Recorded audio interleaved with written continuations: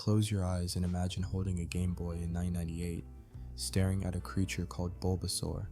The name feels natural, memorable, almost obvious, a bulb-like dinosaur. But in Japan, 2 years earlier, that same creature was known as Fushigiden, meaning strange seed. Somewhere between Tokyo and New York, a transformation occurred that would define how millions of English speakers experience Pokémon. This is the story of how translating 151 creature names became one of the most creative and technically challenging aspects of bringing Pokémon to the West. The challenge of localizing Pokémon names went far beyond simple translation. Each name had to work on multiple levels, capturing the essence of the creature's design, hinting at its abilities, remaining memorable to children, and somehow fitting within the technical constraints of 1990s video game hardware.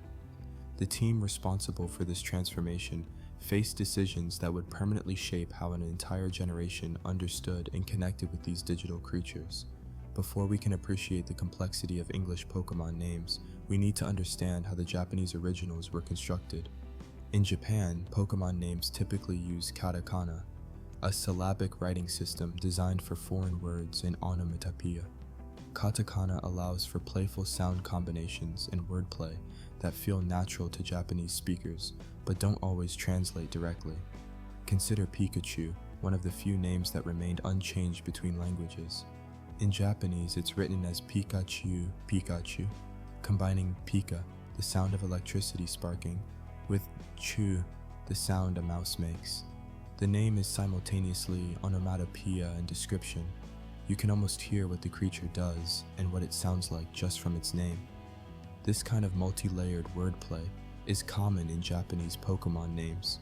Fushigiden, the Japanese name for Bulbasaur, combines fushigi, strange or mysterious, with dane, seed. The name immediately tells you this is an unusual plant-based creature. Hitokage, Charmander's Japanese name, combines hai, fire, with tokage, lizard, a fire lizard, straightforward and descriptive. Zenigame, Squirtle's original name, plays on zeni, small coins, and kom, turtle, referencing the turtle's shell pattern. These Japanese names average about 4 to 6 katakana characters, with most falling into the shorter range. The writing system naturally accommodates this brevity. Each katakana character represents a single syllable, allowing complex sounds to be expressed compactly. A name like Lizardin, Charizard, uses only 5 characters, Riza Dawn. When Nintendo of America began preparing Pokémon for Western release in 1996 and 1997, they faced a fundamental challenge. How do you recreate this clever wordplay in English while maintaining the spirit of each creature? The localization couldn't be direct translation. Strange Seed and Fire Lizard lacked the punch and memorability that made the Japanese names work. The responsibility fell to a small localization team that included Nob Ogasawara, who had worked on previous Nintendo translations. The team understood that English names needed to accomplish several goals simultaneously. First, they needed to be pronounceable and memorable for children, the primary audience. Second, they should somehow reference the creature's appearance or abilities. Third, they needed to sound appealing in English, rather than awkward or generic. Let's examine how this worked in practice with the starter Pokémon. Fushigiden became Bulbasaur, a portmanteau combining bulb, the plant bulb on its back, sour, from dinosaur, and perhaps a hint of bizarre, maintaining some of the strange quality from the original. The name immediately communicates plant dinosaur while rolling off the tongue naturally. Hitokage transformed into Charmander, combining char, to burn, with salamander, a lizard-like amphibian associated with fire in mythology. This added a layer of mythological reference absent from the more straightforward Japanese name, giving the English version additional depth. Zenigame became Squirtle, blending squirt, referencing water, with turtle. This name is particularly clever because it captures both the creature's water abilities and its species in a playful, child-friendly package. The Japanese version's reference to coin patterns was deemed less important than clearly communicating the turtle's water affinity. These transformations demonstrate the creative approach the localization team took.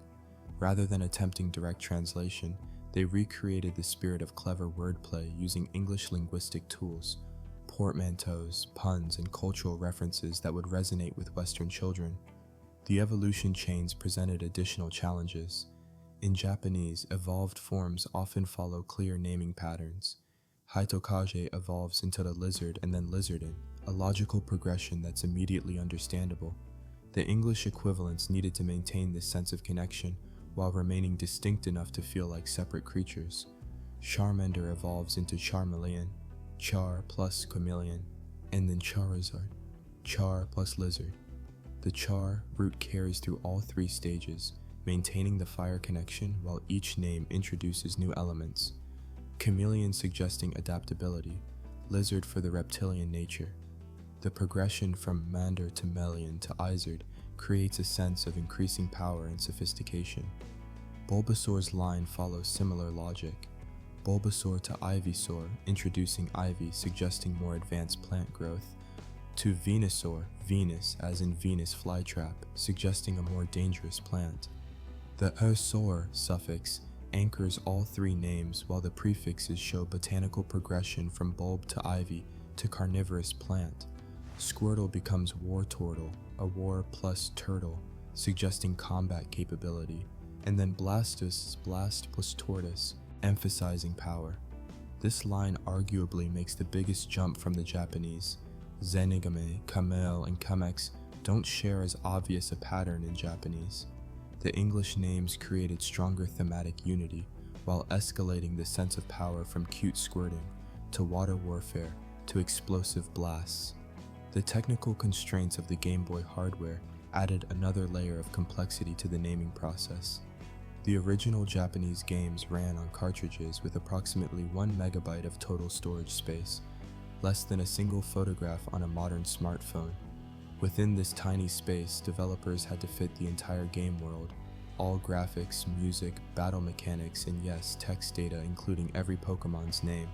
Japanese text uses Shift-JIS encoding, which typically requires 2 bytes per character.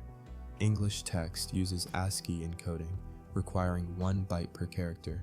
At first glance, this seems advantageous for English, half the storage space per character.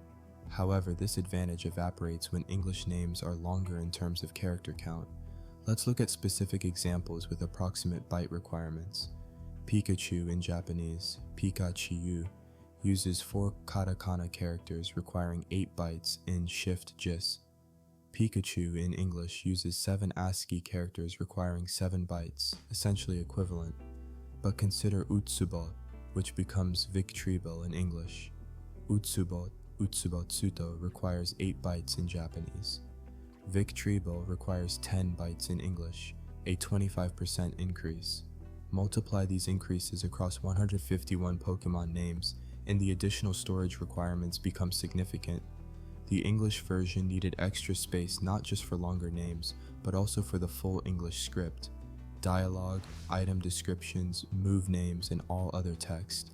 Every byte counted when working within 1 megabyte cartridge limitations. The localization team had to balance creative naming with technical reality.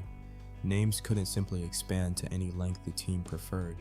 There were practical limits based on available storage and, equally importantly, on-screen display constraints. The Game Boy's 160 by 144 pixel screen could only display so many characters per line. Longer names risked text wrapping awkwardly or requiring smaller fonts that reduced readability.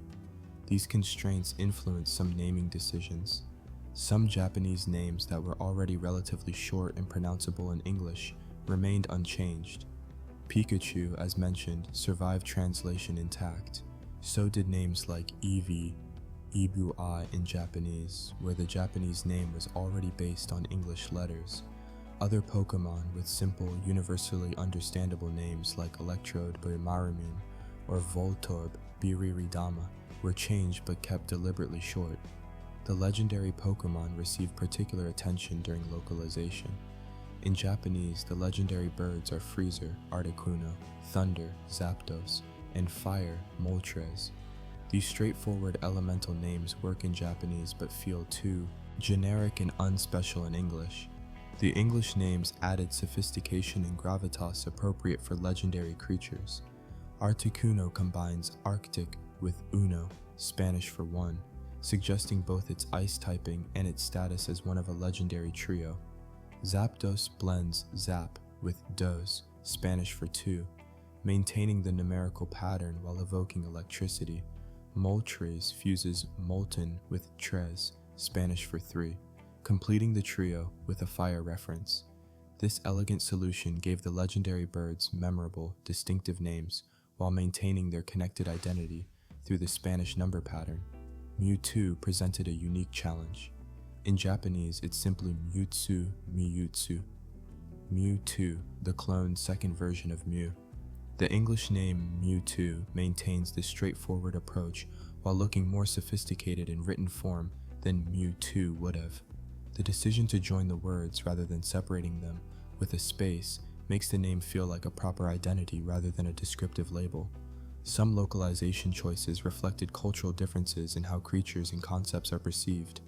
The Pokemon known as Kabigun in Japanese became Snorlax in English. Kabigun comes from kabi, mold or rust, and possibly references someone getting sleepy and lazy. Snorlax combines snore and relax, immediately communicating the creature's defining characteristics. Sleeping and blocking paths. The English name is more direct and child-friendly than a mold reference would be. Koi King, the frequently mocked fish Pokemon, became Magikarp. Koi King plays on koi, the ornamental fish, and king, suggesting potential hidden beneath a weak exterior. Magikarp shifts the reference to magic and carp, maintaining the fish type while hinting at its surprising evolution into Gyarados. The English name arguably loses some of the irony present in calling a weak creature a king, but gains an element of mystery with magic. The Ghost Pokemon line demonstrates how localization sometimes simplified complex Japanese wordplay. Ghost, Haunter, and Gengar in Japanese are Gosuto, Gosuto, different spelling, and Genga, essentially English words written in katakana. The English versions clean this up, making Ghost into the more specific Ghastly, Ghastly plus gas, referencing its gaseous form, while keeping Haunter and Gengar relatively unchanged. This gave the evolution line more distinction in English than it had in Japanese. Version exclusives and trade evolutions added another dimension to the naming challenge. Pokemon like Golem and Machamp could only be obtained through trading, a mechanic central to the series' social design. These Pokemon needed names that felt rewarding, worthy of the effort required to obtain them. Golem references the legendary creature from Jewish folklore, elevating a rock Pokemon to mythological status. Machamp combines macho and champion, perfectly capturing the fighting type's muscular, competitive nature. The localization extended beyond individual Pokemon names to the entire game text, creating cascading effects on development. Move names, item descriptions, trainer dialogue, and location names all needed translation. Some moves had their names significantly altered to fit cultural context. The Japanese move Rocket Headbutt became Skull Bash in English, sounding more aggressive and less cartoony.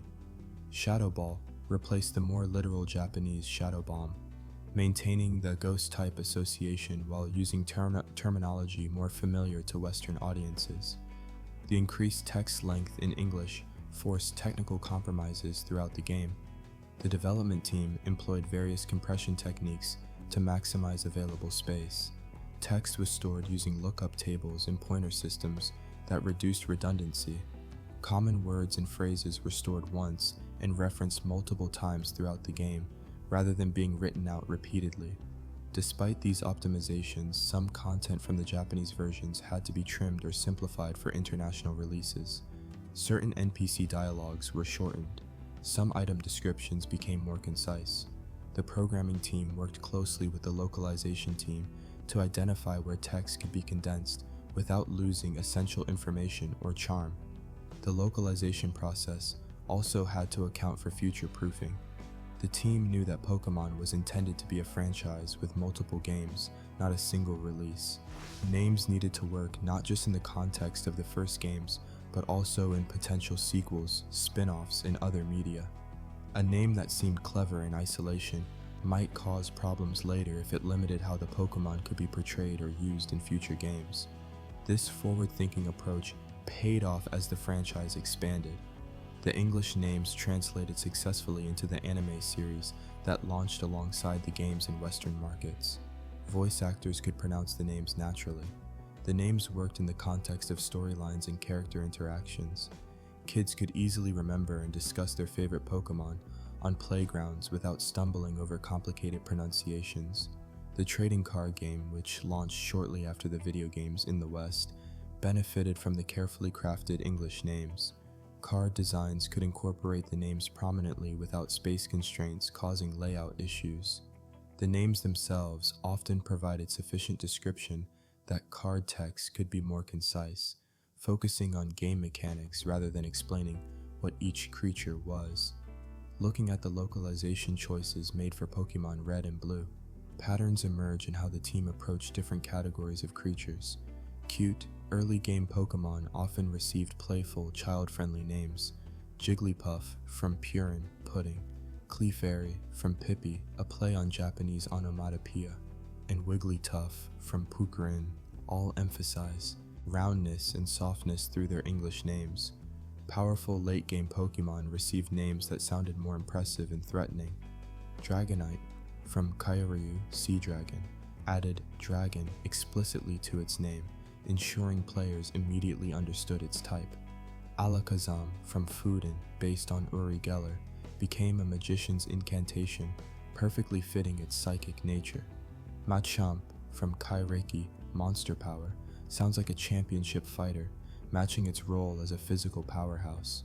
The bug-type Pokemon showed particular creativity in English naming. Japanese versions often use relatively straightforward combinations, but English names introduce more variety. Caterpie from Caterpie, already based on English caterpillar, Metapod from Transcell, and Butterfree from Butterfree tell a clear story of metamorphosis through their names alone. The free in Butterfree adds a sense of liberation appropriate for a Pokemon that emerges from its cocoon to fly. Water-type Pokemon received names that frequently incorporated water-related sounds and concepts.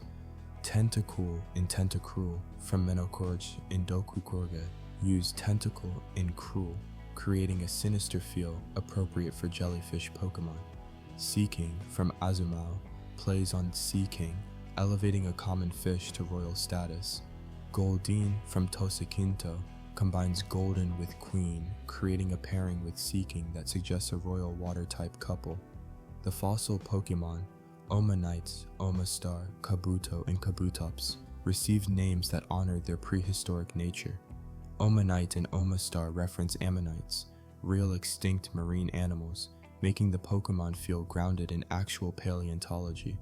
Kabuto and Kabutops reference the horseshoe crab, Kabutogani in Japanese, while adding the tops suffix suggesting something ancient and powerful, like Triceratops. One fascinating aspect of the English localization is how it sometimes created connections or patterns that didn't exist in Japanese. The evolutions, Vaporeon, Jolteon, and Flareon, have distinctly matching English names with the eon suffix clearly marking them as related. In Japanese, they're Showers, Thunders, and Booster, recognizable as connected but less elegantly unified. The English naming pattern made future additions to the Evolution family more intuitive, as later games could simply add more Is-Eon names. The localization team's success can be measured not just in how well individual names work, but in how seamlessly the English versions integrate with the game's world. Players exploring Pokemon Red and Blue in English never feel like they're playing a translated game. The names feel natural, the world feels cohesive, and the experience remains immersive. This transparency is the hallmark of excellent localization. The translation becomes invisible, allowing players to engage directly with the content. The impact of these naming decisions extended far beyond the games themselves. The English Pokémon names became embedded in global pop culture. Children who grew up with Pokemon Red and Blue memorized not just the 151 creatures, but their specific English names. These names became shorthand for entire concepts. Calling someone a Snorlax immediately communicates laziness, referring to something as evolving into Charizard, suggests dramatic transformation and improvement. The commercial success of Pokémon in Western markets validated the localization team's approaches. Had the names felt awkward, forgettable, or confusing, the franchise might have struggled to gain traction outside Japan. Instead, Pokémon became a global phenomenon, with the English names achieving recognition comparable to the Japanese originals. In many markets, players learned the English names first, and might not even know the Japanese versions exist. Later Pokémon generations built on the foundations established by the Red and Blue localization. Generation 2 introduced 100 new Pokémon, all requiring English names that matched the quality and style of the originals. The patterns established in the first generation, portmanteaus, cultural references, evolutionary naming consistency, continued in Johto region Pokémon. Totodile, Cyndaquil, and Chikorita maintained the starter tradition of clever, memorable names that captured each creature's essence. As the franchise size expanded to include hundreds of additional Pokémon across multiple generations, the challenge of naming has only grown more complex. The localization team must ensure new names don't conflict with existing ones, maintain stylistic consistency across generations, and continue delivering the creative wordplay that defined the original 151. The success of subsequent localizations demonstrates that the principles established for Pokémon Red and Blue created a sustainable framework for future games. The technical constraints that influenced early Pokémon names have largely disappeared with modern gaming hardware. Current Pokémon games run on systems with vastly more storage capacity, removing the byte counting concerns that affected Red and Blue. However, the creative philosophy behind English Pokémon names persists. Names still aim for memorability, clarity, and that spark of clever wordplay that makes each creature feel unique and special. Reflecting on the localization of English Pokémon names reveals how much thought and care went into an aspect of the games that players might take for granted. Every time you say Charizard instead of Lizardin, or Pikachu instead of, well, still Pikachu, you're experiencing the result of careful consideration, creative problem solving, and technical compromise.